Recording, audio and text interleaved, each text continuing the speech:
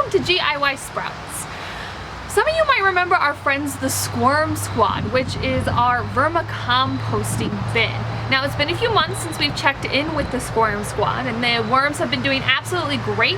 They've been chowing down on all sorts of vegetable scraps.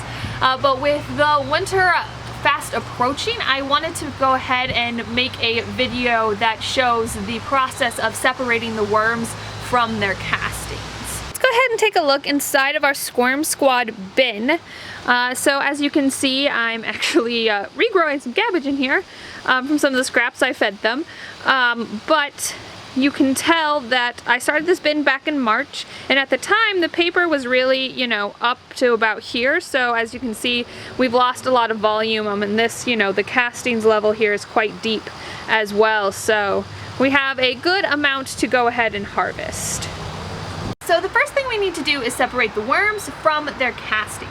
Now there's a couple different ways that you can do this depending on the kind of bin that you have, but with my simple sort of singular bin, I'm going to use what's called the dump and sort method. Now, as I've mentioned before in our introductory video, I'm still pretty new to vermicomposting, so for anyone that's watching out there, definitely feel free to leave tips or suggestions down in the comments.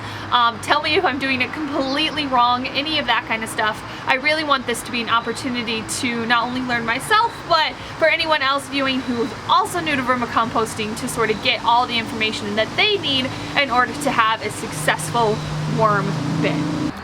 Lay out a tarp in a nice bright area. Working in a couple handfuls at a time, make small mounds of the bin material, making sure to set aside any non-digested food scraps.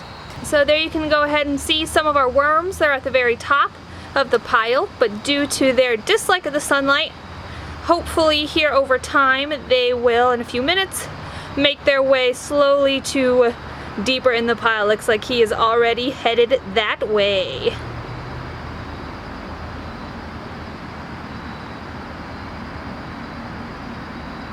I've waited about 5 to 8 minutes after making these piles, and now I'm going to scoop off that top part. Make sure to check for any stragglers before setting it aside. And then I'm going to reform these piles and repeat until all the worms are separated. Here we have our separated castings. And in here we have our worms. So this whole process took me a couple of hours by myself, but now that everyone's separated, it's time to reset up the worm bin. So we're going to start by adding 1 inch of thinly shredded paper. Now you can see here mine is blue. That's because I got it out of a gift box. It's that kind of packing material, but you can also use, you know, something out of your paper shredder for this bottom 1 inch. The reason that we're adding this 1 inch layer of dry finely shredded paper is to help absorb any liquid that your bin might produce, which is called leachate. And if it starts pooling at the bottom, this liquid can actually be toxic and harmful to your worms. So this extra paper helps sop all of that up, kind of like a sponge.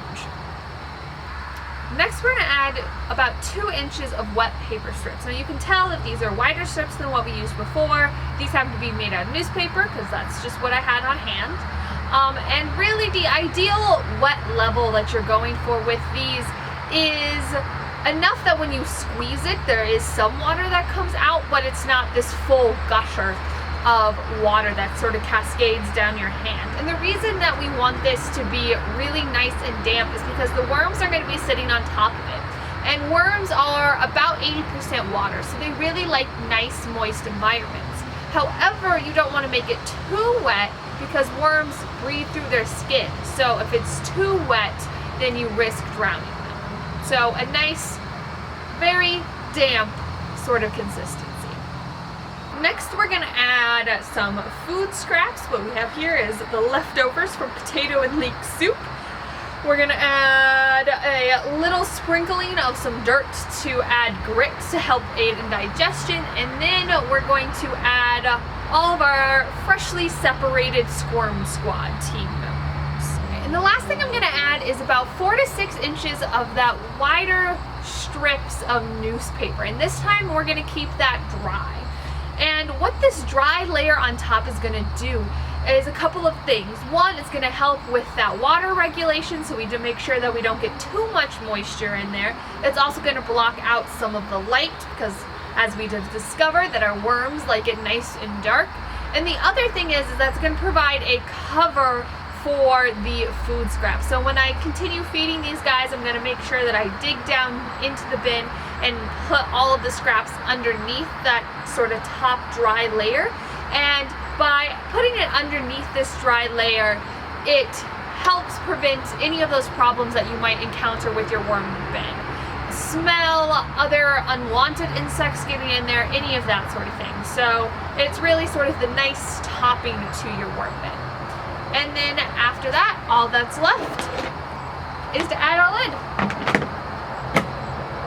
Thank you so much for watching. If you have any questions, make sure to leave them down in the comments below, or feel free to share any other vermicomposting topics that you would like me to cover.